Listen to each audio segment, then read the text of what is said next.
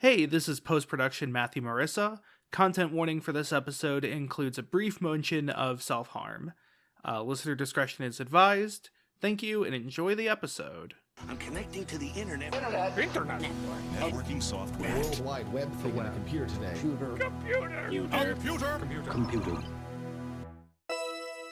NetSurfer Pro. Haha, wasn't that a great episode last week where we talked about all those things relevant to 2023? Yeah, that was an awesome episode that we did last week. Yeah, it was so good and so timely too. Yeah, well, I think my favorite thing about the episode we did last week is that I remember everything that happened during it. Yeah, and we only talked about recent events. Yep, nothing like, really late or anything. We are... They call us, aside from NetSurfer Pro, whirling right through the World Wide Web with your co-host Galen. And Matthew Marisa. They also call us the most timely podcast in America. Yeah, I didn't even have to cut anything out for being very untimely. Yeah. Which is rare. So, this is part 2 of Disco Elysium, as you've probably gotten from the little bit at the beginning. And from the title saying part 2 of Disco Elysium. And from the fact that this is a 2-part episode. Mm-hmm. So, we're unfortunately not going to have time for any of our silly goofs. We've got a lot of ground to cover. Yeah, so we barely got anywhere in the last one. Now, in our defense, Disco Elysium is kind of this kind of game. Yeah, It's a game that takes place in a very detailed city, and it is a city, and talking about it is like walking through a city. You're gonna get lost, you're gonna find a weird alley that has like a bug at the end of it, you're gonna get scared by the bug, you're gonna run out of the alley, someone's gonna ask if you're okay, you're gonna keep running because you're still afraid of the bug, you'll hide inside a McDonald's, and you'll like order a soda. We've all been there before, of course. Yep, yeah. So, just a quick recap for our sake, and for your sake. We definitely don't need a recap. we talked a lot about sort of the premise of the game, the mechanics of the game. We talked about some specific characters, and we talked a lot about how the game treats ideologies, especially fascism. Yes. Fascism, my favorite topic to talk about. Mm-hmm. Not my favorite topic, period, to talk about specifically. Yeah. So, we very briefly touched on sort of the main actual plot line of the game. We talked a lot about the mechanics, but there's 2 mechanics we didn't talk about that we should mention because they're interesting. So, the 2 mechanics here are, well, let's start with the capo types first. Mm-hmm. One of the pieces of marketing of Disco Elysium is essentially... the core question at the heart of it is, what kind of cop are you? This works as honestly kind of a funny little thing, because this is something that you could very much ask of the protagonist of, what kind of cop are you? But this is also an intensely interesting thing to ask as a player, because... Not to generalize, but I would assume that if you are playing this game and you are listening to this podcast, you are probably a leftist. And if you are a leftist, you probably know... If you listen to NetSurfer Pro, you're probably a leftist.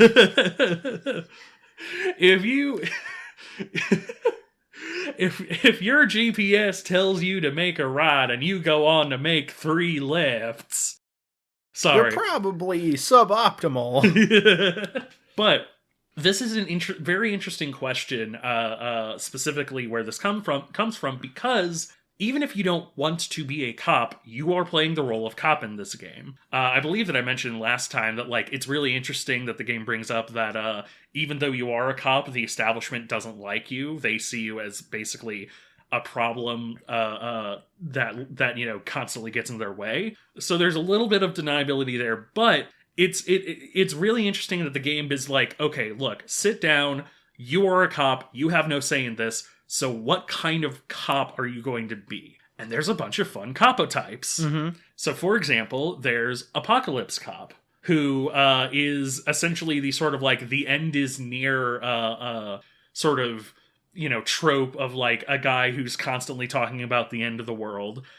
Which, is a funny bit until you learn things about the world, which I don't know if we spoiled last time. I don't think we did. The first episode was pretty spoiler light, We'll get into that in a bit. Yes. But you also have things like, say, Sorry Cop, which you probably got on your first playthrough, calling you specifically out there, me, which is also very funny because you just constantly sort of have to apologize for existing. Mm-hmm. It's honestly such a great... it's such a great, like, skewer of criticism, where it's like, assuming you're a leftist and you're playing this, you're probably kind of like constantly apologizing that you have this authority. And so the game just directly calls you out like, oh, I'm sorry, did you not want to be a cop? Maybe you should have played a different game, nerd. You've got a job to do. I find, by the way, the RCM very interesting. Yes. Because, so the backstory for the RCM is that they're kind of put in place post-revolution in Revachol, because if they weren't going to have their own police, then the international powers that be would put their own police in, and the Revachol, like, they didn't want other people ultimately policing them and deciding for them and, like, brandishing weapons. But also, like, the RCM is so under budget and it's only volunteer work, and, like, it feels like the people that work at the RCM, like, most of them care about making things better, but they're ultimately put into a system where they can't do that. Yeah, it's like being a volunteer firefighter if you ultimately also had the ability to, like, fine people. Yeah. And, like, there's people who then go on to abuse that power, as many do. But, like, it's a really interesting point where, like, we come into this game with preconceived notions about being a cop because we exist in this world. Yeah. And the game is close to this world in many ways, but very different in, a lot of these specifics. And so it's sort of an interesting, like, little moral quandary of, like, well, are the RCM inherently bad? Like, there is no such thing as a good cop in modern day, but is this type of policing as inherently, exploitative and destructive? Yeah, compare Kim to, like, the militia that the Wild Pines, like, pays and hires. Exactly, yeah. And, if you come out on the other side and say that, no, this is still an inherently corrupt system, that's honestly itself a very legitimate, like, take to have. Yeah. Nothing is ever easy in Disco Elysium. Mm-hmm. So that's Copotypes. That's only a couple. There's like, I think a total of 5, including, like, Boring Cop and Superstar Cop, all of which are funny, but also very interesting, like, interesting little views into the use of police. But I'm going to say that if you're interested in that, play the game. Yeah. We have to move on. Disco Elysium has no addiction mechanic, and therefore it has an addiction mechanic.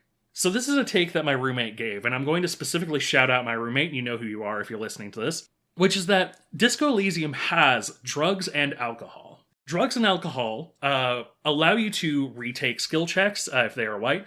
Drugs and alcohol will give you specific bonuses to skill checks, like, having a certain type of alcohol might make you more persuasive, or doing speed might make you more perceptive, that sort of thing. And they do have little negatives, but realistically, if you just took one hit of speed in the entire game, there's no, like, there's nothing that says, oh, you have to do it now. Like, if you've invested into electrochemistry, sure, it'll constantly be like, hey, you should take this, but there's nothing that forces your hand. Drugs and alcohol are entirely positive in the game. Essentially, like, there is minor drawback, but they short term hurt you, but, like, long term, they usually the benefits of doing it, especially if you're, like, playing in Iron Man mode, for example, and can't retry a check without investing a whole skill point. Like, it's actually really, like, it's really good, like a really good simple trade off, and that's kind of the beauty of it.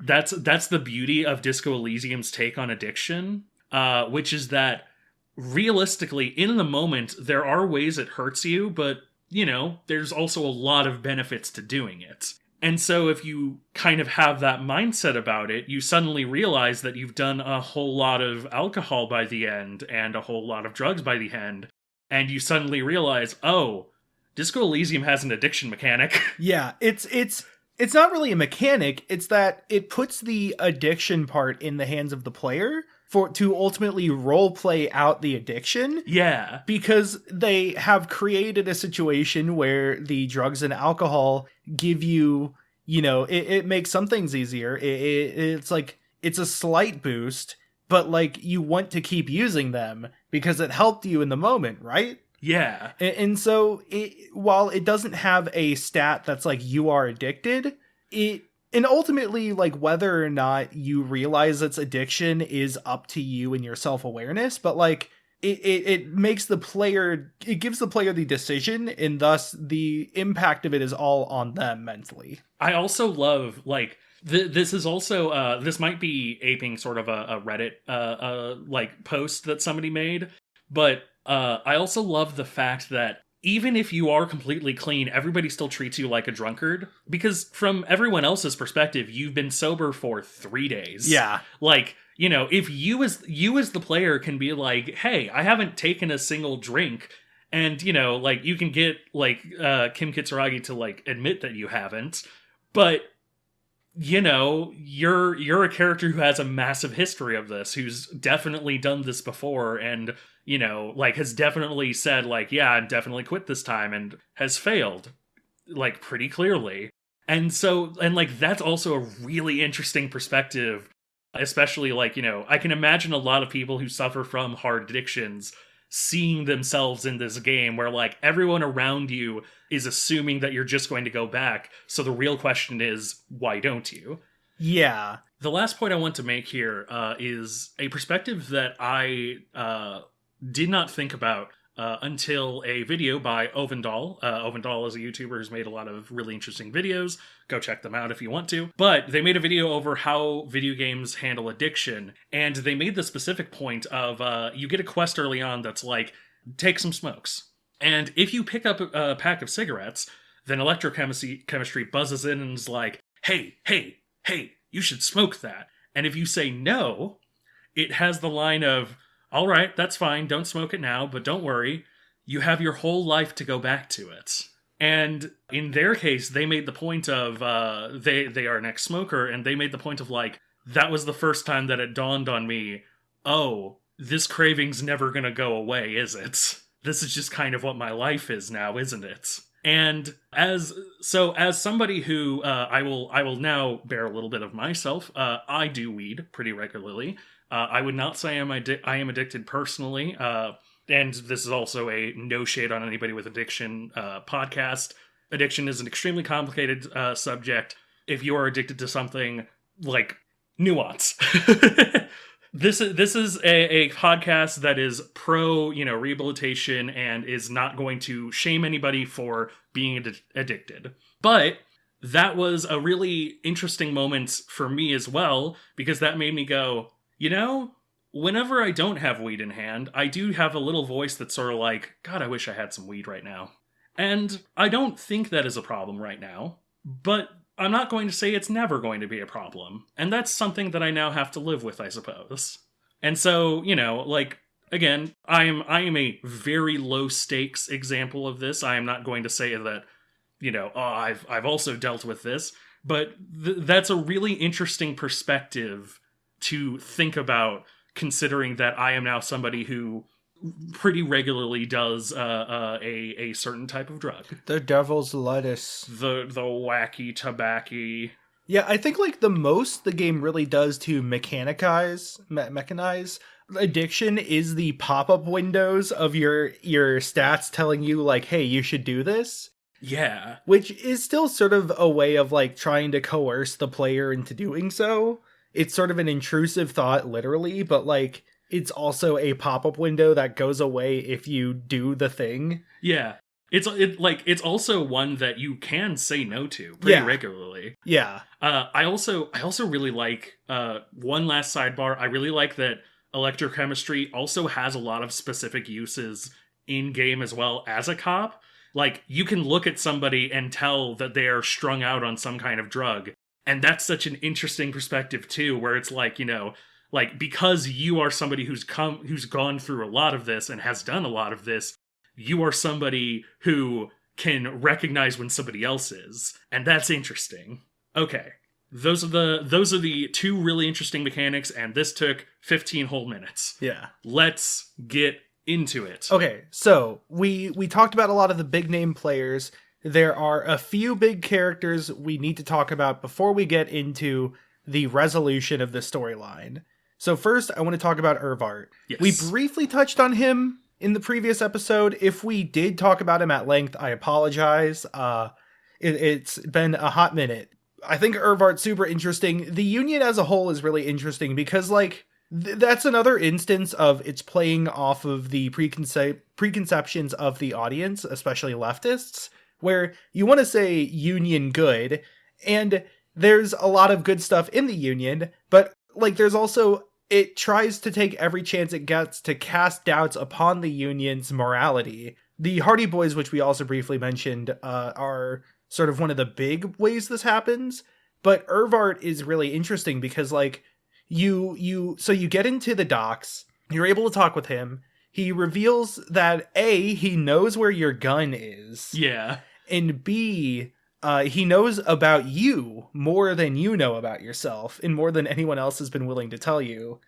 And he has information. He just wants some cooperation. Do you remember what the actual, like, fetch quest is for him? Yes, the first quest is to walk into, like, unlock a door. And he says, don't go into it. You can go into it.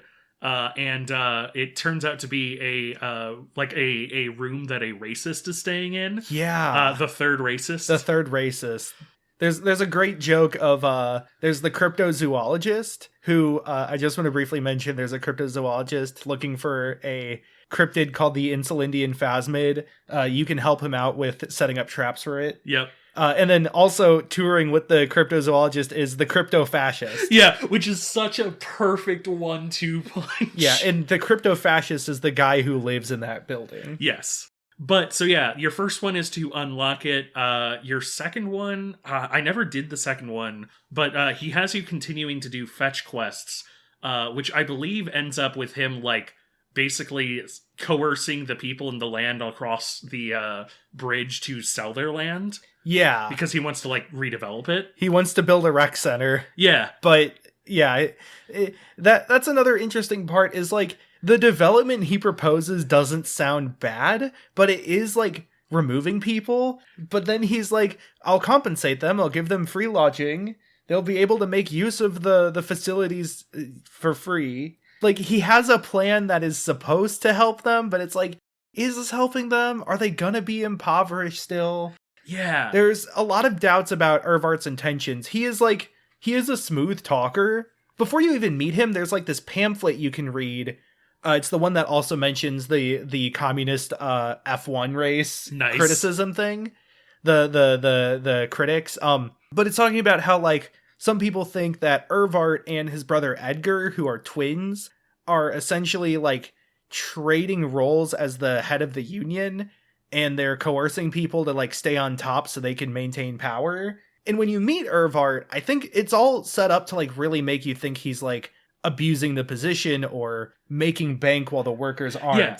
He is a Pete from Mickey Mouse kind of, like, he is slimy, sort of a kingpin. Yeah, he has a literally, like, you know, really nasally, like, you know, oh come now Harry, you must, you know, fine, I guess you are my little pog champ.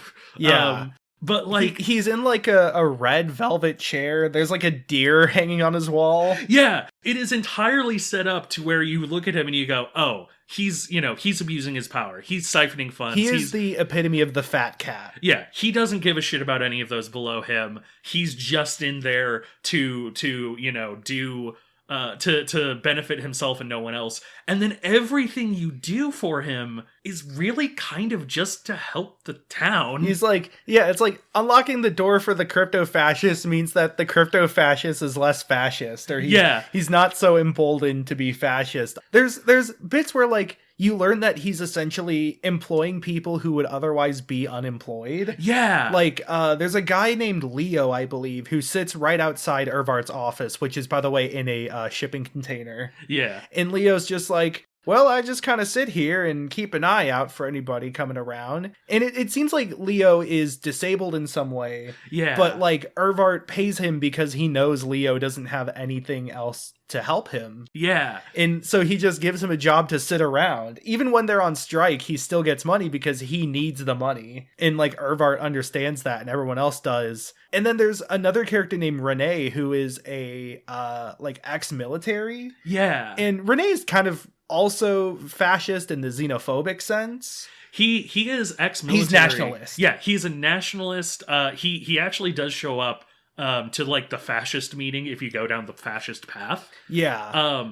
But like he is a xenophobic nationalist, but he's also really interesting because like he is part of the army that lost, basically. Yeah. And so like he's constantly pining for the old days. Yeah, but like Irvart hires him as a security guard because the veterans benefits are non-existent. Yeah. And so there's this interesting bit of like Irvart kind of does actually care about the people. And then like, you know, you mentioned like, well, aren't you and your brother just trading places? And he's like, well, actually, they are voting for us because they prefer our organization, you know? The union is only by vote. Yeah. And so, yeah, it's really interesting where it's much like how the RCM is painted to be bad cops, you know, ACAB, but then, like, they're just hobbling together with sticks and twine. Yeah. Everard Everard in the Union is painted to be sort of like this parasitic force. And, like, to be clear, part of the storyline that you uncover that's not part of the murder is that they are actually, like, controlling the drug trade. Yeah. And he sort of, like, uses the excuse of, like, you know, well, would you rather it be us or would be, you know, some other force? And, like, it's you know, it's very morally gray where it hands you on a silver platter this cut and dry, these are bad people, even if you believe unions are good, this is a bad union. And then immediately twists it, and it's like, actually, no, he kind of does seem to really have the best interest of Revachol at heart.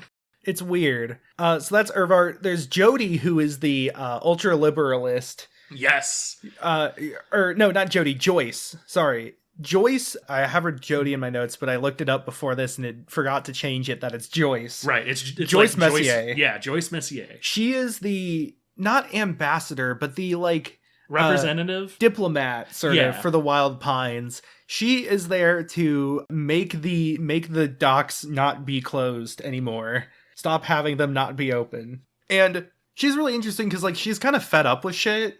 Her sort of position is that, like, she doesn't want to die, and so she does things to make money so that she can live. Yeah. It's interesting.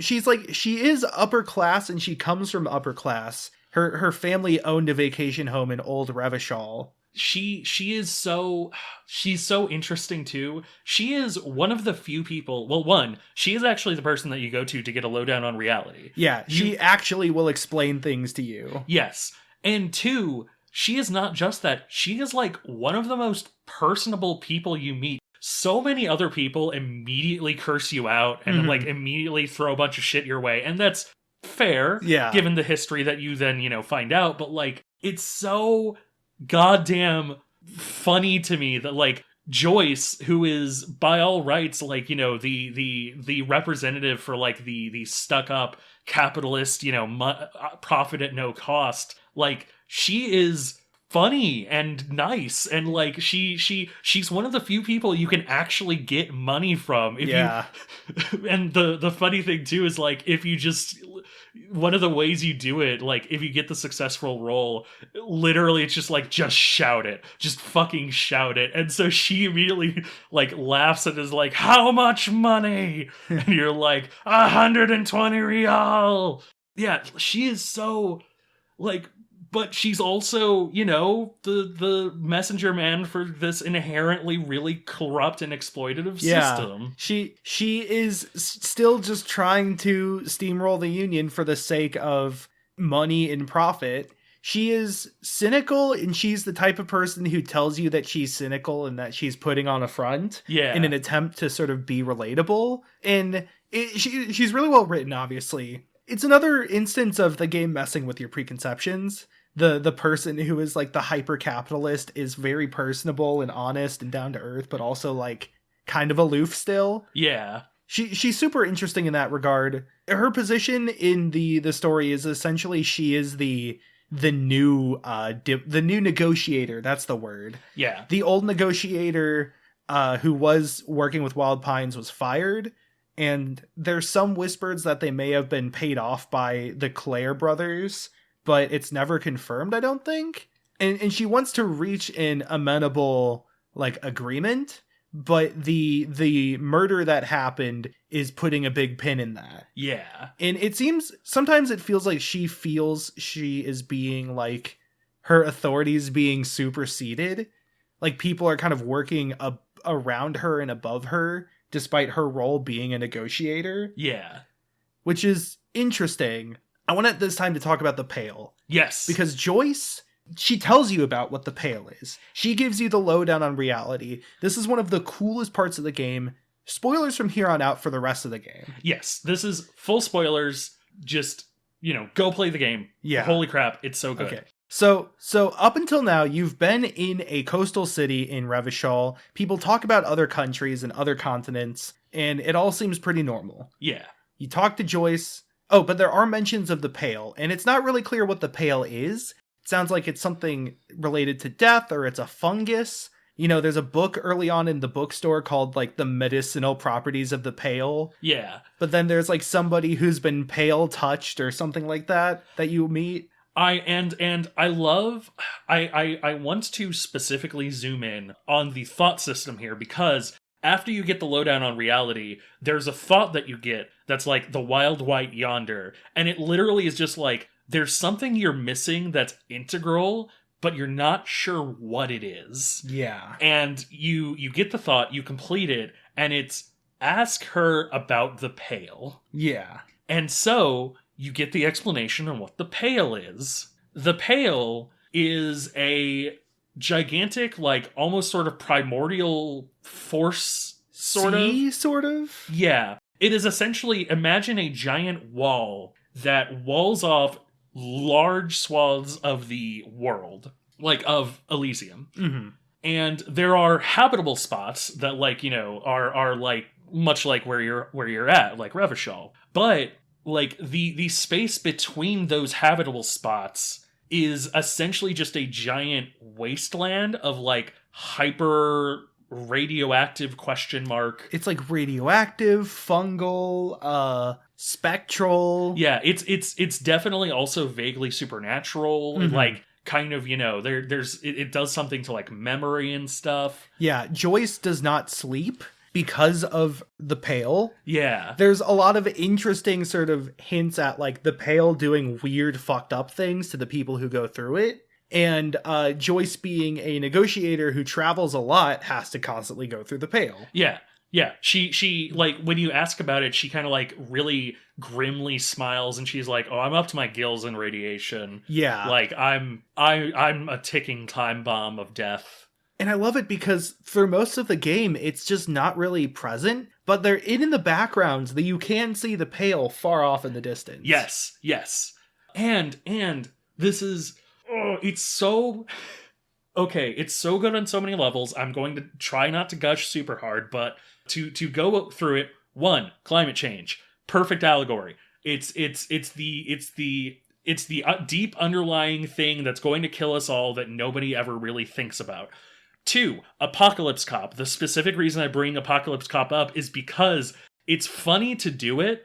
Like, it's funny to be, oh, the world's gonna end. And then you realize that the Pale is a thing, and you realize, oh, wait, no, actually, why isn't everybody constantly scared about this? Mm-hmm. Like, why aren't we why haven't we dropped every other thing and I'm trying to solve this? Yeah. 3, it's also just super cool world building. Like, on its own, it's such a cool fucking thing. Yeah, it's very different. Yeah. It's like kind of like The Shimmer, but also it's its own thing. It's really cool. I love like weird extra zones in world building in fiction, like The Shimmer. So that brings me to a side quest that's really crucial to the game. Yes. Because it includes the title drop of the game. Yes. Okay, so we need to talk about the nightclub. The nightclub. So across the bay, over in the sort of other side over the bridge, there is a group of teens, a group of punks, who are kind of making meth. Yeah. But they also want to start a nightclub. They like music. They want to start a nightclub and also a drug lab. And you can prevent them from doing either. You can encourage the nightclub but prevent them from doing the drug lab, or you can just be all in on it. Yeah. It's a good little character building moment. Presumably you're probably going to, if you're anything like us, you're going to be like, okay, do the nightclub, don't do the meth. Yeah. But as long as you have the nightclub, you now have forward progress. Yeah, they're very cool.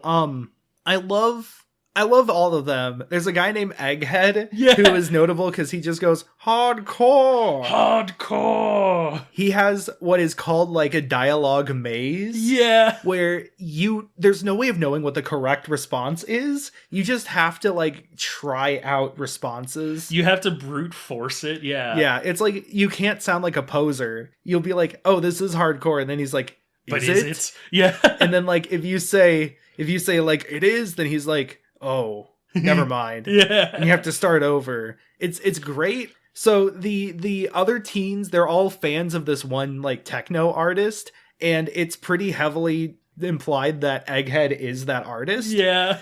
He asks you to go find a demo of the artist. It is just like he's the one who knows where it is. It's great. I love the trope of like well-meaning punks who are like, yeah, I actually love creativity and shit. Yeah. If you've ever watched Ted Lasso, the hooligans in Ted Lasso at the pub are very similar, where it's like they act like tough, like idiots, but then they like start talking about their feelings. It's great. Soft punks are some of my favorite little like bait and switches. Yeah. They're like Kuno, but not as far gone as Kuno. Yeah. In that they clearly need a escape and like an outlet. That you find them in a tent next to an old Dolorosian church, and you can help them get into the church, and they're like, this is a great spot for a nightclub. And I love it because like the sort of drive of that storyline is that the youth need a place for themselves. They need a scene. Like Revachol and Martinez especially are so suffocating.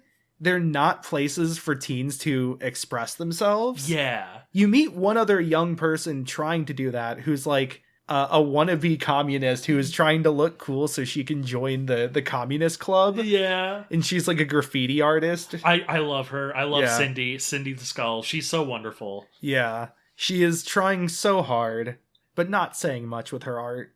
But like the drive to start the nightclub is ultimately just like, we need a place to ourselves where we can express ourselves without the pressure and fear from everyone else. This also has the dancing scene, which is, unfortunately, I have not actually done. Me neither. I desperately need to. My same roommate has said that it is basically like the best scene in the game. Also, here's another fun fact. It's one of the few references to the novel that this is based off of. Actually, to talk about that, we should talk about the hole. Yeah, so, okay. Two things. I just want to say this is where the name drop of the game is. One of the possible names for the nightclub you can suggest is Disco Elysium. And you better believe that that's what you should suggest. Yeah, it's because, like, disco as an ideal is very central to the game's themes. Yeah. I think we talked about it last time, that like disco is dead and represents a certain era of culture. Yeah. One where cops were action heroes. And the player character holding on to disco so long is a sort of in denial of the present, clinging to nostalgia as an escape to somewhere better than the present. Yeah. And the Disco Elysium, you know, it's the disco area of the world Elysium. It's also just a haven from everything else that has disco as its core identity. Yeah. It's disco is kind of a really interesting like take on nostalgia and sort of like, you know, like you said, clinging onto the past. And I feel like in the nightclub sense, it's sort of a message of like, you know, it is bad to cling on to the past, but it is good to make a, you know, safe space for like, for, you know, people to just sort of chill and vibe out. And that's a really good take on, like, you know, nostalgia is good sometimes when it, you know, helps people find comfort. Yeah. Okay, so in the meanwhile, there is one spot in the church that is completely silent. Like, completely silent. Yeah. To talk about this, we have to talk about Suna. This is one of my favorite other parts to this. It's so good. So there's this business building full of like different floors and offices that is behind the bookstore, connected to the bookstore. There's somebody in there who makes custom dice for RPGs, which is really fun. Yeah. You can get a die and it's magic. But there's also an old like video game studio where they made essentially an ARG, in the sense that it's like Inquest or The Beast, where like people call in from payphones to like interface with the game. It had this LARPing element based off a different RPG system in universe, but also again it was done via like calling in through phones and playing like as if it were a real thing. Yeah. It's like, it's essentially, we would consider it an ARG, but in the context of the game, it kind of seems essentially just like somebody tried to make a normal, like, Bethesda game, but, like, in this world of, you know, where, like, shortwave radio is the most complex technology we have. Yeah, or, like, it's sort of like a BBS RPG. Yeah. And the employees were essentially dungeon masters who you would call to and talk to. Yeah. There's a lot of bits in the story of how like they had all these funders, but they couldn't get the project going. And it feels very meta in a way for game developers to talk about game dev this way. It's like a thing that happens, but then it kind of fails to happen. One of the best bits is that it had this system of like talking heads where you could put certain talking heads on top of other bodies, and it's a super not thinly veiled reference to the thought system, because the thought system, according to developers, is basically what almost killed this game. Mm-hmm. And so, you know, you can sense the like literal internal frustration, but it's also like very funny. Like, it's an expression of pain, but in a very funny way. So, but what happened to this was that they had a significant data loss where like a ton of their data just disappeared. Yeah. And they couldn't do anything about it, so they packed up. Except for one person, Suna, who was one of the programmers on the game, and she is trying to figure out what the hell happened. Yeah. So you find her in the building, working alone. You help her out by getting a data core from an ice cream machine, which is the check I had the most trouble with in the game, but damn it, I needed to get that. Yeah. That like hard drive. And she pinpoints the location of the hole to the church. Yes. So she has some words upon learning that there's a nightclub going in, but they agree to share the space. At least until she's done. They won't start the nightclub operations. Yeah, and then you can essentially specifically then help out with that, which is where the word hardcore puzzle comes in. The speech tree puzzle. But you hook up the amps to like the speakers and stuff, mm-hmm. and you record the whole, and it sounds like the Pale. Yeah, it's like this deep warbling, like it is literally a pale like emission transmitter or something. Mm-hmm. And like, you know, it's like everybody has to like cover their ears, and it's kind of horrible but like weirdly, you know, beautiful in its own way. And eventually I think Egghead literally unplugs it. Yeah. It's like feedbacked at some point. Yeah. And that's really interesting, because that sort of implies that maybe this is how the Pale starts. Yeah, maybe the Pale is growing from just a spot, and that brings even more context to the Apocalypse Cop. Like, wait a minute, is Martinez actually going to die? Is Revachol going to get swallowed by the Pale? So here's the fun thing. Yeah. In the book, there is a check. It's like a really hard check. It's a random one-off thing. I think it is a Shivers check. Mm-hmm. I don't know the specifics about this, but while you are dancing, you can listen to the city. And if you succeed, the city asks you to help it. And you can be like, why? And it says, I'm going to die. Because the book that this setting is based off of, I believe, kicks off, or one of the first plot points, is that Revachol gets nuked. So put that in your sippy cup and suck it dry. All of your shit was for naught. Yeah, this is... You do not need this context at all, and indeed, like, it's one of the very actually few references to that book, but boy does that just, like, add kind of another fucking layer to it. Yeah.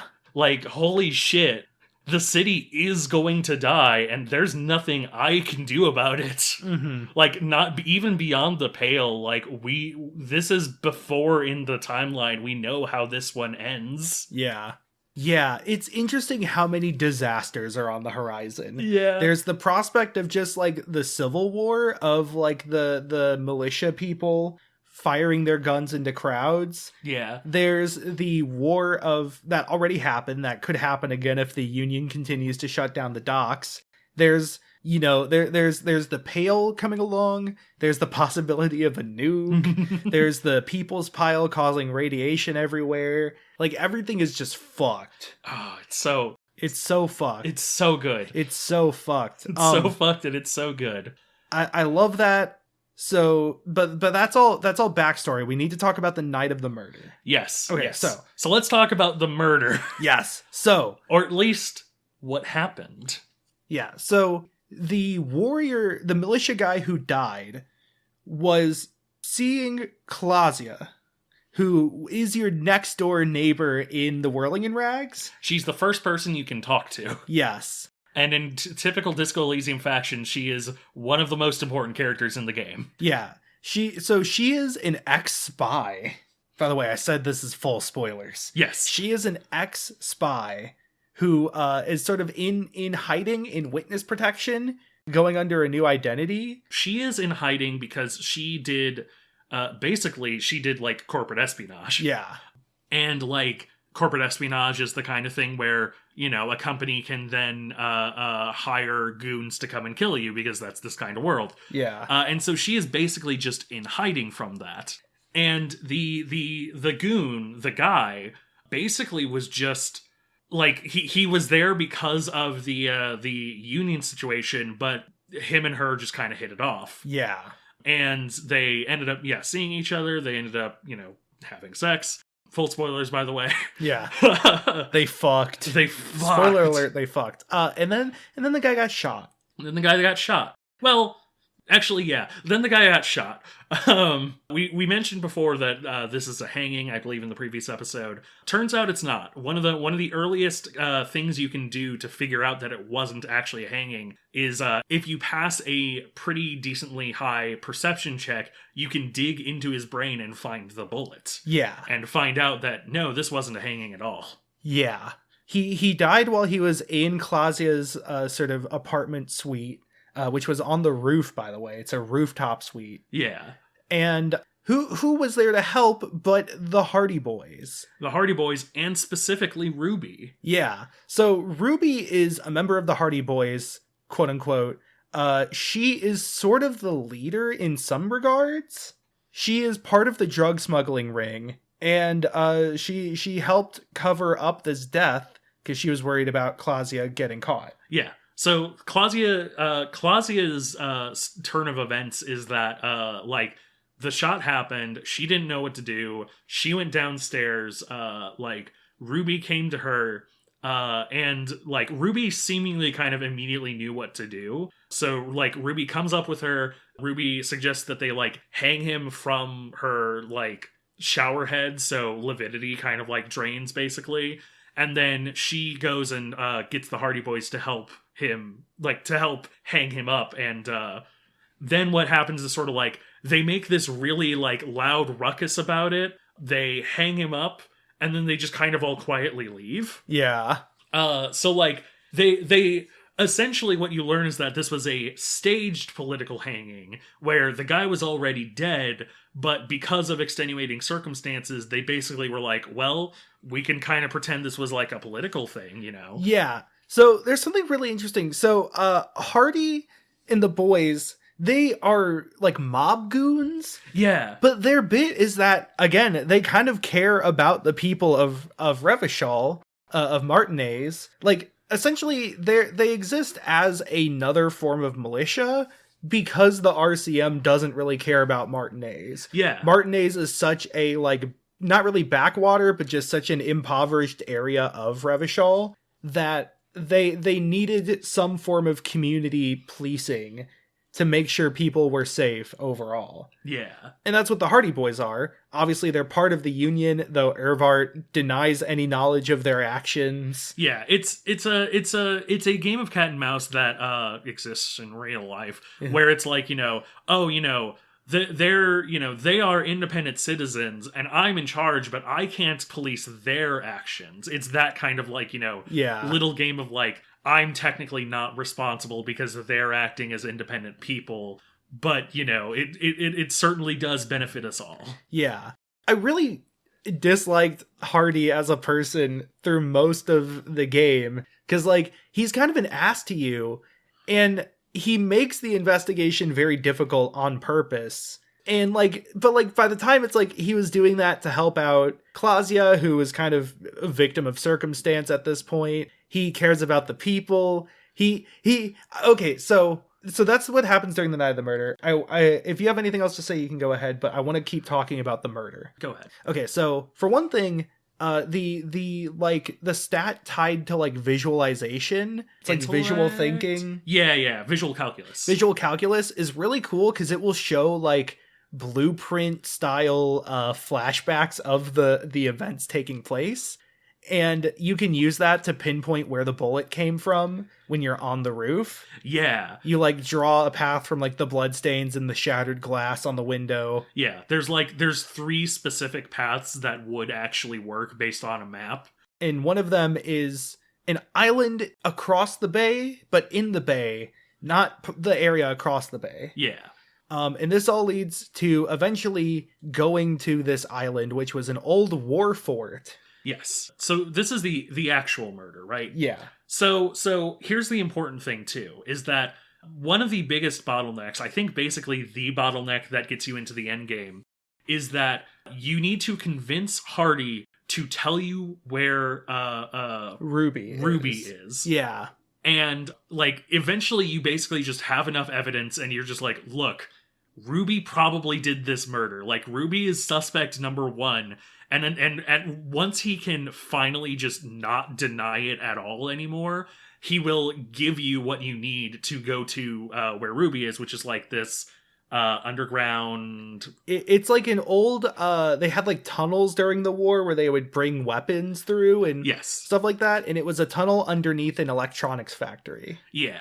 So you go to where Ruby is, and this is what triggers endgame. If you want to do other things, don't go to Ruby before this. Obviously, this is we've already said this is spoilers, but like, if you're still listening in and you personally want to play it, there is no time limit until you hit Ruby. Yeah. When you hit Ruby, she like actually puts you in a pale transmitter, like a pale emissions transmitter. And so you and Kim are like kind of stuck clutching at your ears, but you can still question her. Mm-hmm. And she, really interestingly, counters a lot of what Claudia said. So, for example, when Claudia said that Ruby was the one who, like, hung up the guy to, get the lividity, according to her events, Claudia was actually the one who did it, and based off of, like, the gut instinct sort of responses you get, a lot of what your visual calculus says and things like that, you can kind of tell that Ruby is probably the more, like, not sympathetic, but, like, the one who is telling the more correct truth here. Yeah, she's the one that's more honest or the more believable. Yeah. Yeah. And, like, it turns out that, like, Claudia was really seemingly was really the one who kind of orchestrated it, or at the very least was the one who, like, did a lot of the wet work that she sort of pinned on Ruby. And Ruby, explains a number of other things. A lot of them are more minor. You can knock over the pale emitter, or I think you pass out. But like once you have cornered her, she basically and we have trigger warnings here for a reason, but she turns the gun on herself, and you have one chance to basically tell her, like, your options are either she dies, or you basically tell her, like, just get out of here, leave. Like, we're not going to arrest you, you're fine. And so, whatever happens, once you get back up and go to the Hardy Boys, like, go to the Whirling in Rags, this is where the tribunal happens. Yeah. The militia is now essentially holding a tribunal to try to find the person accountable for the lynching, and they will shoot. Yes. There are 3 of them. There is the guy who, I don't even know if we mentioned him in last episode. We did. Okay. The leader of the Scabs. Yeah, the leader of the Scabs. Who is very clearly a plant. This, like, sniper guy who is, like, an asshole racist, basically. Mm-hmm. And then this woman who I don't remember if she's actually... I feel like you meet her, like, once, but I don't remember where. Yeah, I don't know if she's actually part of anything else. Yeah. But there's 3 of them, and then there's the Hardy Boys. This is a really, really good scene. It's really interesting because it's one of those things where a lot of the little choices essentially add up to an outcome of some kind. Yeah. I believe if looking into the game code to treat it like just code for a second, I believe essentially 6 people will die no matter what. Mm-hmm. The outcome is realistically more whether the people that die are the people on the other side, the people on the like guard side, or the people on the Hardy Boys side. At least like 3 of them die no matter what, which is very unfortunate, but also, it makes a lot of sense. Mm-hmm. But I personally kind of got the worst ending. Mm-hmm. I had no gun. Mm-hmm. Which also another thing. There are actually 2 ways to get a gun in this game. Mm-hmm. Exactly 2. There's do the bidding of Everard, and he will actually give you your gun. He is true to his word. Or if Ruby dies, you can take her gun.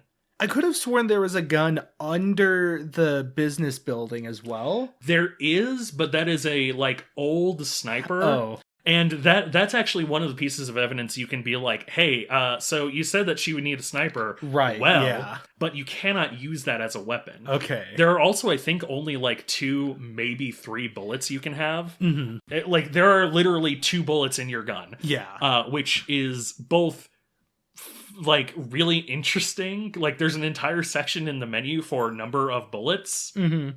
But also, I think that's like a really interesting way of like emphasizing the weight of 1 bullet. Yeah.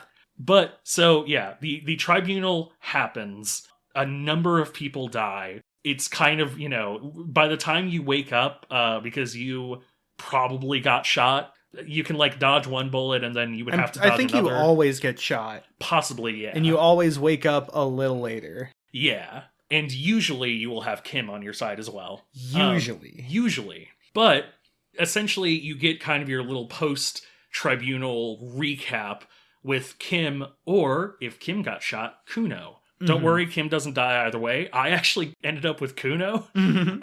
I specifically chose, like, I failed the Kim one because I was like, I want to see what happens with Kuno. Wow.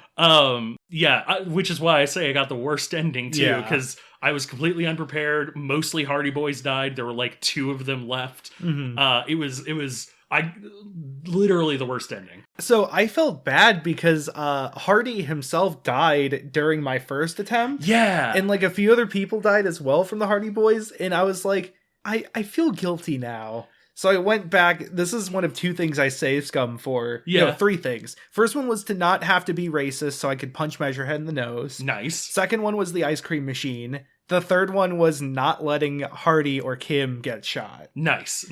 And by the end, I had like the minimum number of casualties. And I was like, whew, I feel better about this. In my opinion personally, I think essentially the best ending is Hardy lives and Elizabeth lives. Mm-hmm. Like, other people will ultimately still die, but I think that like essentially Hardy being alive and Elizabeth being alive are kind of the like things on the future might be okay kind of ending. It's the only named characters can live sort of thing. Yeah. Like, oh yeah, let all the NPCs die.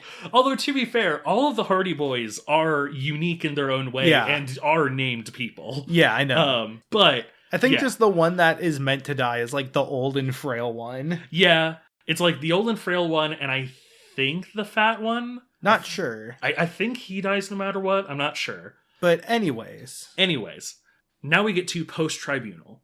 Tribunal is the climax of the game, because it's the one where presumably the most characters that you're personally involved with can die.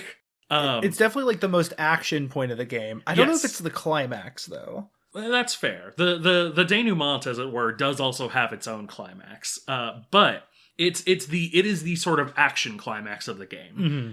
And the fact that there's literally only one moment is also just perfect. So, once you wake up, let's assume you have Kim, but we're going to assume you probably have Kim. He gives you the laydown on what happened, and essentially at this point, either A, you have checked off basically every other thing on the list, so the only option left would be the sniper shot from the random island, or B, if you let Claudia off with no penalty, I think maybe also if you essentially write her up to come back in multiple months, she, as a means of thanking you, ties a string of the trajectory that the bullet took, and she bounces. She skips town right after, I think right before or right after the Tribunal. Yeah. And so your real only option at this point is just, well, let's go and check out that island. That's kind of the that's the last thing we have. Mm-hmm. So you go to the fishing village, you grab a boat, and you sail over to the island. This place is really cool. It's this old fortress with machines and generators and things. You take a nap there, and it leads to this really interesting dream sequence where So, okay, for one thing, we haven't actually said the main character's name. Yes. I think we're far enough into spoilers that we can name him. So, your name is Harry Dubois. Harry Dubois. Or Raphael Alphonse LaCroix. I don't remember what the last one is. But your name is Harry Dubois. Yeah. And in this dream sequence, you actually get a little bit of information about Harry's ex, Dora Ingerland. Yes. This is sort of a specter that has loomed over the unconscious portions of the game. That Harry had a girlfriend, no longer has a girlfriend, most likely due to his own actions. Yeah. Of being kind of a piece of shit. And that sort of guilt hangs over Harry. That his drunkenness and drug use and all his anger problems and everything ultimately led to him losing the person who made him complete, I guess. His only good half. Yeah. This is actually also interesting. So when you visit her, you don't get her name immediately. She actually appears as a vision of Dolores Day. Yeah. Which is really fun and cool and interesting. I don't remember if we talked about Dolores Day in the last episode. We kind of did. And how Dolores may be pale touched and may have been the first person to be pale touched, or may have come from the pale, or she could be an alien or something. Yeah, she is a central figure. She is the religious figure. She's like Mary and Jesus. Yeah. Mesus. She's she's a figure for the progress of humanity, and also a mass murderer. Super fucking interesting. I love it. She's like Mary and Jesus and Winston Churchill. Yes. But when you talk to her, when you talk to Dora, the game basically, you have broken up with her, or she has broken up with you, but the game will kind of depending on your actions, it will say different things of why she broke up with you. Obviously, if you have been doing a lot of drugs and a lot of drinking, she will bring that up. She actually brings up if you've been a communist, and or if you've been really poor, she will bring up we can't keep living like this, we have no money. She brings up as well that you constantly talk as though there's a million people in your head, which is also a little ableist of her, but also like fair considering the characterization we get of Harry. Yeah. Yeah, and so like it is a foregone conclusion that she has broken up with you, but what those specific reasons are is really tailored to who you as a character are. Which is fun. Yes.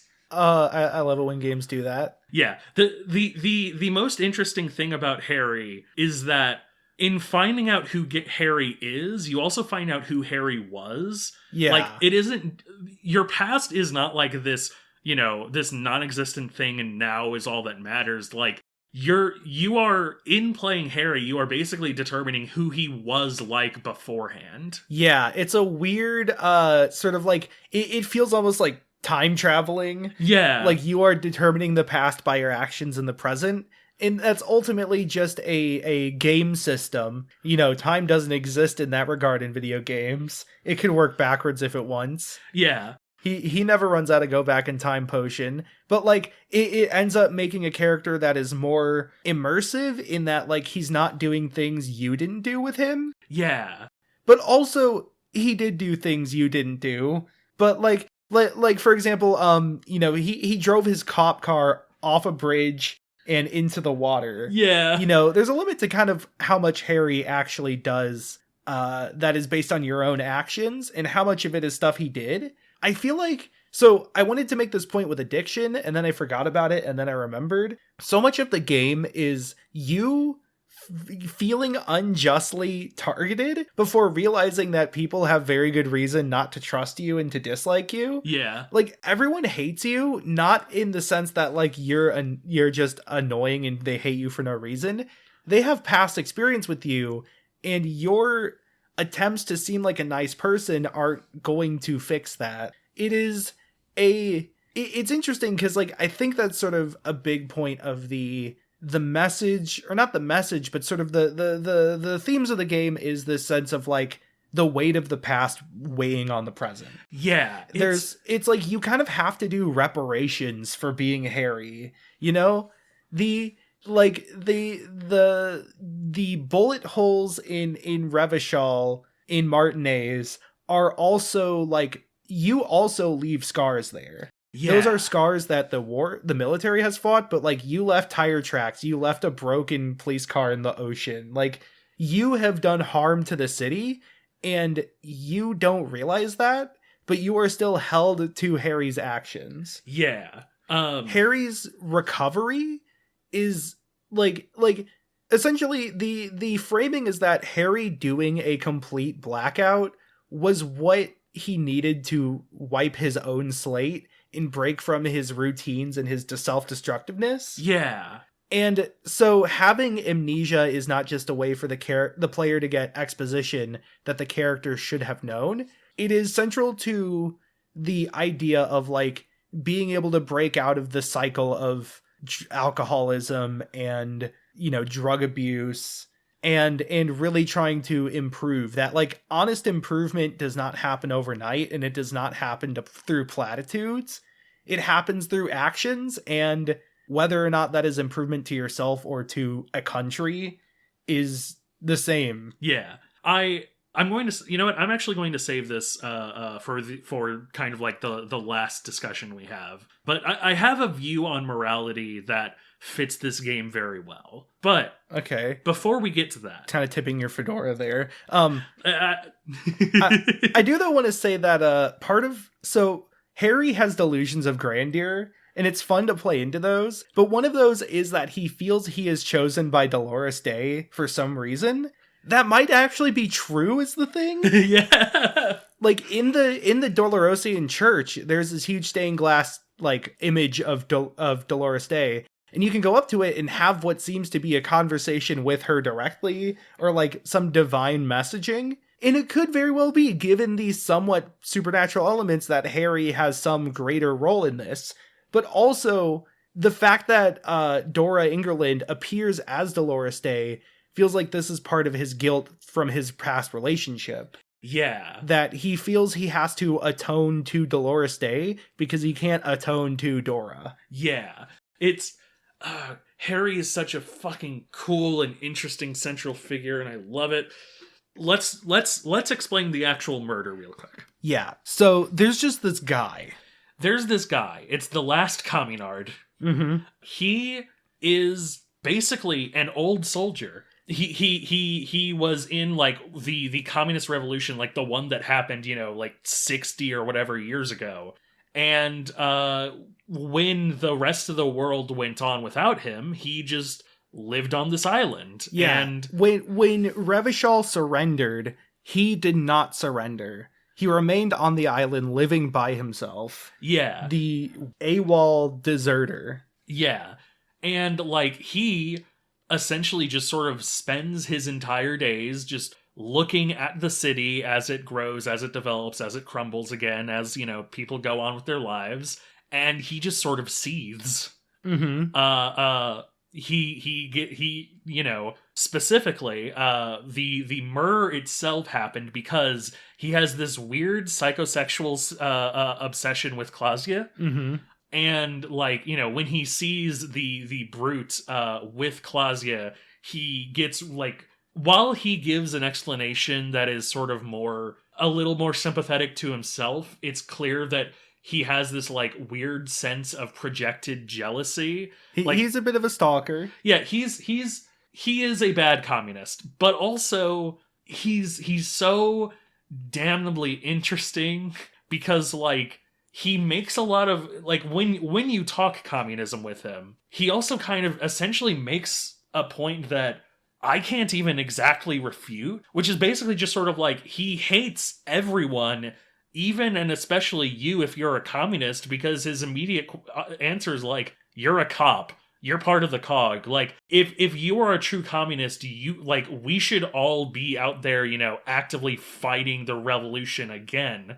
And he himself is just sitting on this island and not doing that. But, like, yeah. He kind of admits that is basically a sin on his part. Mm-hmm. Like, he has been so chewed up and defeated by the fact that the revolution failed that, like, he basically has sort of abandoned anything and everything else, that he just sort of exists to waste away. And the one time that he had, enough emotion to really care was when he pulled the trigger.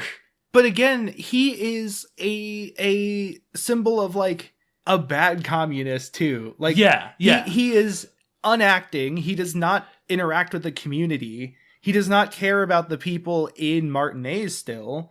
He doesn't care about the working class there. Yeah. He only cared that they lost before, and the fact that the revolution failed means that everybody failed him, whereas like he is also not doing anything to help anyone else. His calls for revolution again are short-sighted, and like you said, he's not really fighting as well. It's another all or nothing of like, either we revolt or we do nothing. Yeah. Either there's complete system change or, we're not voting because the only thing that matters is system change. Yeah. I get very pissed about this because voting matters to people like me who are both gender nonconforming and disabled. Thank you very much. And so like, it still is a condemnation of a real type of person who might not have a sniper rifle, but might share his sentiments of Viva la Revolution. Yeah.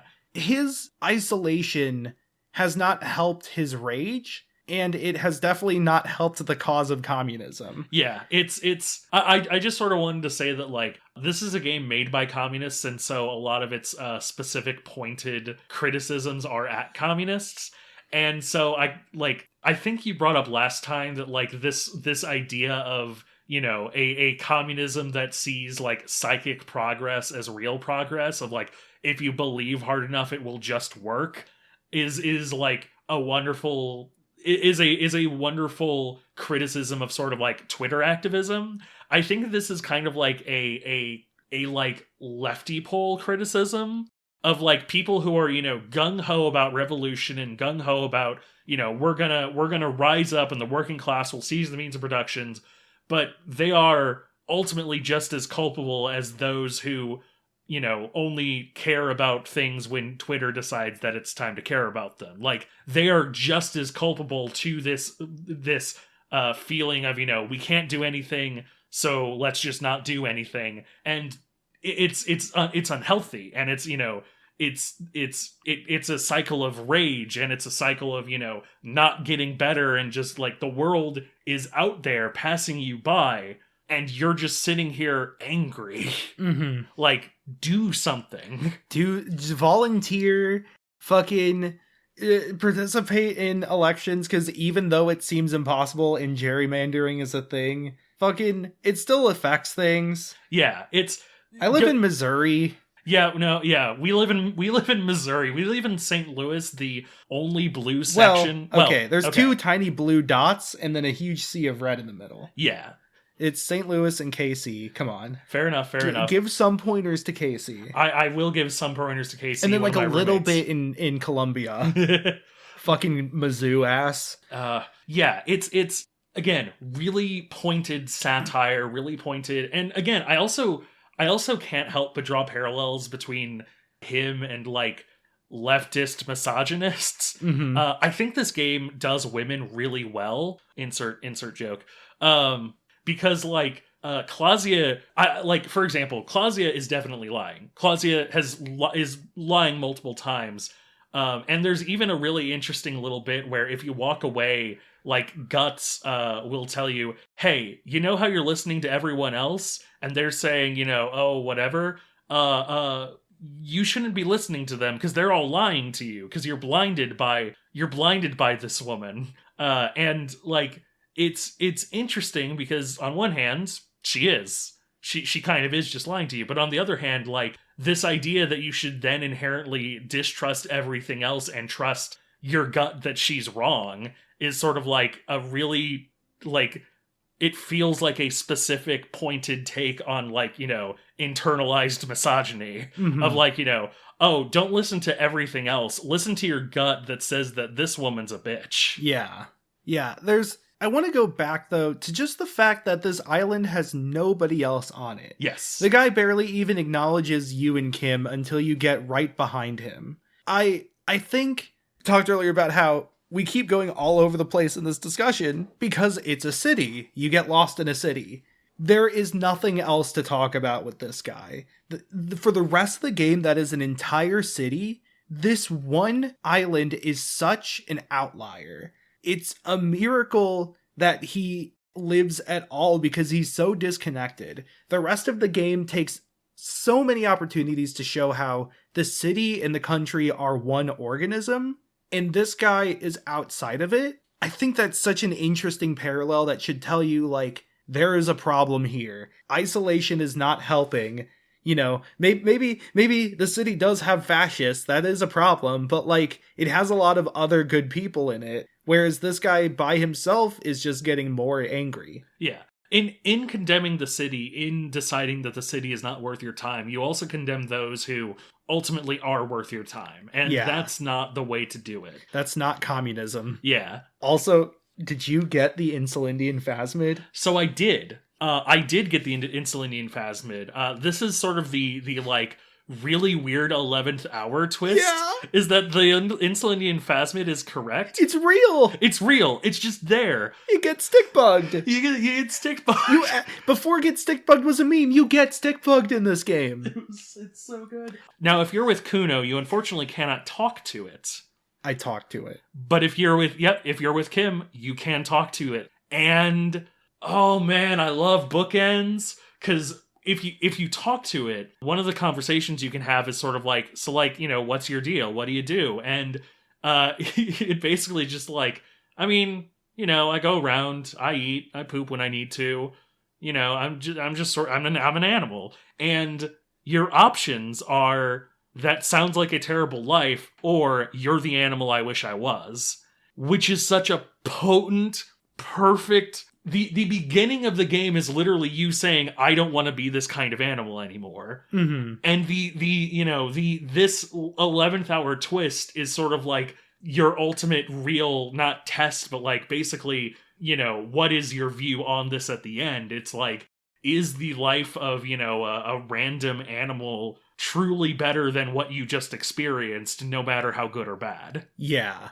Fucking Insulindian Phasmid. Also, if one of the first people you talk to is in the Whirling in Rags is like, there's Klasia, there's the owner of the Whirling in Rags, Gart. and then there is the cryptozoologist woman. The wife of the cryptozoologist. She's so cute and wonderful. What's her name? Lena. Yeah. Yeah. Like, if one of the other first people you talk to is Lena, that's another bookend of, like, and then there's just the bit of, like, the guy who so desperately searched for the Insulindian phasmid didn't find it. Yeah. But here you are, this asshole. This random asshole, yeah. Coming face to face. This is why, like, the stuff with Dolores is so interesting and the Pale is so interesting, because every time you think the game is being purely metaphor in its representation of the supernatural, it throws this shit in. Yeah. It's, I love it. It's so good. There's just a little bit of mystery. Maybe magic communism is real. Yeah. So that is the ending of the mystery, but it is not the ending of the game. The ending of the game is essentially a tribunal on Harry. Yeah. So there's a few characters you meet throughout the game that don't tell you who they are. There's two people in the Whirling in Rags who you see early on, and you can be like, do I know you from somewhere? Yeah. They're like, fuck you. Yeah, it's on Wednesday. Wednesday is sort of the linchpin moment where the rest of the game opens up, and they arrive on Wednesday. And, like, you, the player, can pretty easily piece together that, like, these are cops, and more than that, they're also probably the cops from your precinct. Mm-hmm. But they just won't fucking talk to you. And Harry, poor fucking Harry, like, has no option to be like, wait, I know you guys. Yeah. So at the very end, when you come back from the island, all of the cops are waiting there. Oh, also there's a guy who is showing his son the abandoned electronics factory. Yes. He's also a cop. He's also a cop. I love him. He's a cinnamon roll. Yeah. Most genuine character in the game. He's a nice guy just info dumping about his special interest. Yeah. And this is kind of where, like, this is another point where, like, essentially how you've been playing Harry dictates how Harry has been. Because, like, the question here is basically, like, yeah, you solved the mystery, but, like, can you convince them that you're worth taking back to the precinct at all? Especially after the shit you pulled 3 to 5 days ago. Yeah. And, like, it genuinely is this kind of, like, answering for the rest of your actions in the game. If you've been drinking and doing drugs, then they bring up that, no, you haven't changed at all. You've been smoking and everything. If you've been doing the side quests, then you can bring up a lot of the side quests and be like, hey, I helped a bunch of teens, create a nightclub, like, and get them out of doing drugs. Yeah, I helped Kuno here, get away from his shitty family life. Like, I did good work, and the endings are kind of also a little malleable, but essentially it's like the endings are you're left in the city. They just sort of, like, abandon you in the fishing village, where you can just stay. B, you get to leave, but whoever you're with doesn't get to go with you. Mm-hmm. And C, you get to leave and whoever you're with comes with you. Yeah. In my case, it was Kuno, and at the end it was like, hey, come on, bring the kid. He's got nowhere else to go. And they were like, fine, and he ended up becoming a junior detective, and I got a, like, achievement that 6% of people did, because who the fuck would choose Kuno over Kim? Yeah, but that's good. You provided a slightly better future for Kuno. Yeah. As for Kim, I don't know if I don't actually know the specific game things that you need to do. Like, I don't know that in terms of, like, just pure code. But, like, essentially you have to... I know that if you're a racist, he straight up is like, no, fuck you, you're a fascist. Yeah.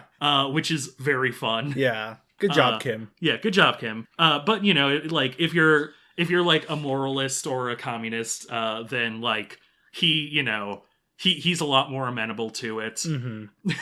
Also, the fact, like, so as a communist, the guy that you mentioned who's just, like, talking to his son about electronics factory, he actually pipes up where it's like, part of it is kind of putting him on trial, where it's like, why are you such a piece of shit fuck up? And he literally brings up, he's like, well, I mean, I don't know. Part of it, honestly, is kind of capitalism. And they're like, what the fuck are you talking about? And he's like, well, I mean, think about it. He's been poor all of his life. He's, been in this vicious cycle of poverty. And, that takes its toll on everyone. Everybody, turns to some kind of vice afterwards. All of us are, not exempt from that. So, I don't know. I think it's a legitimate thing to keep in mind. Yeah. Like, I have to imagine that if you're, a moralist or an ultra-liberal or even a fascist, he kind of brings up a similar point that's, like, specific to your ideology. Mm-hmm. Yeah, there's so many little different dialogue choices in this game. It's impossible to see everything in 3 playthroughs. Yes. I love it. I got the best ending. Kim and I are best buds. Yes. He vouched for me really hard. I think this is what makes Harry so interesting, is like Harry's thing is that he gets results in the worst way possible. But he always gets results. Yeah, which is like part of why they assigned him to this case wasn't just because it was a pissing match between stations and they wanted to see who loses faster, but because you're honestly like one of their best at doing these weird cases. And that is just emblematic of like the way the player plays Harry. No matter what, you're going to be doing weird shit, whether it's odd side quests or it's like you have God's like eye for visual calculus, or you can hear the city and it tells you who did it. Like, so one of my favorite things is that part of Harry's backstory, no matter what, is that he was a gym teacher. Yeah. And if Kim is with you, he literally goes, holy shit, that explains so much. That explains why you're always running. That explains like why your biceps are so large. And he literally kind of like clears his throat, which is really cute. Yeah. Kim is gay and Harry is bi, and I ship them. Anyway, but he's just like, he's like, that explains why like, the cardio that you do, like, holy shit. Your hair while you're into disco. Yeah. Yeah. It's great. So I love that aspect that like Harry is his own character, but he is also a player stand-in in that he's one of those characters where he is written to embody the player, not in that he's a blank slate, which he kind of is, but that his actions represent what a player does in a game. Yeah, yeah. Like, of course the player wouldn't understand what's going on when they first appear. They would ask weird questions, but then also, like, the player would just do a bunch of side quests, even if it doesn't make sense. Yeah, yeah. The game likes to, especially Kim, likes to comment a lot on like things you do in the first day where like he mentions the Jamrock Shuffle, which is a specific way of detective work where you just kind of open a bunch of crates and just dig out what's in it, which is a funny little lampshade of of players inherently wanting to loot things. Yeah. Or like the fact that you probably have auto run on, he jokes about like, God, can you chill with the fucking running? Jesus Christ, we've been running all day. Yeah. Yeah, it's the game. It's not like a take that necessarily, but the game has interesting ways of like rationalizing player behavior in terms of, but what kind of character would this be? A wild card cop. Yeah. I also just, that's another thing is that like the idea of like a wild cop who doesn't play by the rules but gets results. This is such a great little examination of that, of like, okay, what if, Dirty Harry was a real cop? You're like a murder hobo in a game without murder. Yeah, exactly. You're the D&D player who will interrogate every NPC as if they're the big bad evil guy. Yeah, yeah. It's perfect of like, what if the player character was a real guy you had to fucking deal with? Yeah. I think we're nearing the end. I want to just throw out a few small things we didn't touch on. Go ahead. One, there's so many little hidden passages in the city, like the underground tunnels, the side entrance into the docks that you go on top of Kuno's shack. It's like, it is a city that is kind of labyrinthine, which works really well for like a mystery with all these little bits and pieces and moving parts, but it's also just cool for a video game, but it's also just cool for a location. It's like you're able to explore all the parts of a city that are normally off limits for a person. Disco Elysium is kind of like the Dark Souls of isometric RPGs. Also, speaking of this, one of the passageways is a workshop from that has like a dumbwaiter lift from the top floor to the bottom floor. It's the locked room in the Whirling Rags kitchen that you can't get to normally. Yeah. And it was a pinball workshop. Pinball was huge. It has references to how pinball was connected to the mob, or at least in terms of people thought it was in real life. Kim is also like a god at pinball, Yeah. but because he had to infiltrate a pinball ring as part of a job. And so I love how like Harry is the wild card that gets results. Kim is the meticulous, optimal, like best person for the job because he commits to it so hard. Kim is like a skill monkey. Yeah. And I love him. You can play a pinball table, and I failed the final check. Oh, I got to the very end of it, and I failed the final check. I want to restart a playthrough just to optimize the pinball game. Speaking of checks, by the way, I think there's a check that's impossible to beat, as in literally impossible. I wouldn't be surprised. Which is the weird, like, bunker door on the peninsula. Oh, yeah! Yeah, so one of the final... So, like, north of the fishing village, there's, like, an old boardwalk. And past that is one of the final places to put one of the, like, phasmid traps. But also on the way between the church and that final tip of the peninsula, there's just this bunker, like a steel door. Yeah. I don't think you can open it. Like, yeah, I know that most of the things you can pry open with the crowbar, like, essentially the crowbar gives you +10, and it's, like, literally impossible otherwise. But, yeah, I genuinely don't remember, like, I remember trying to open it and not being able to. I don't remember ever seeing anyone reference anything about what happens when you open it. Mm-hmm. So, like, yeah, it's, Yeah, I love all the weird business ventures from the past. The business tower is filled with these old things. Like there's obviously the game company. There's like a clothing manufacturer whose one of the mannequins is supposedly haunted. The bookstore owner is like, "There's a ghost back there. You shouldn't go there." Yeah. The business owner, I love her because she's like a new age, like, you know, spectral sort Snape of like wife. Yeah, she's a yeah, she's like, you know, she believes in the paranormal and stuff, and she's like, they say this building is haunted, it causes all the things to close down. And like in reality, which you basically end up finding out, it's just like, no, this is how businesses go. But when you talk to her, the game has a lot of fun with like essentially what you think is the correct option versus what is the actual option. Mm-hmm. And with her, if you just say, "I'm sorry, but businesses sometimes fail," she's like, "No, that can't possibly be it." But if you say like, you see, I, as a ghost expert, can tell you this is actually a like, you know, a third unrelated thing. She goes, "Oh yes, I've heard of this, of course." Like, you know, yes, it's a tertiary thing. Tertiary. This episode is now cursed, of course. Yep. But she's like, you know, "Oh yes, of course, I've heard about this. Thank you for finding it out," which is a fun little linguistic game of just like, you know, like. She expects an answer that's paranormal, so you have to just sort of speak her language to really put her at ease. There's this weird game of chicken where like there's a shelf with all these paranormal books on it, but she doesn't want you to go and look at that shelf of books. Yeah. Also, she's kind of abusing her daughter. Yeah. It's like what the first conversation you can have with her is like, you know, she's like, "Oh, good. Did my daughter mention that we have, you know, X, Y, and Z books?" And you're like, "Yes." And she's like, "On a scale of 1 to 5, how would you rate my daughter's experience?" And you could be like, "I'm not going to rate it. She's a kid." Yeah. She's employing her daughter in the freezing cold. Yeah.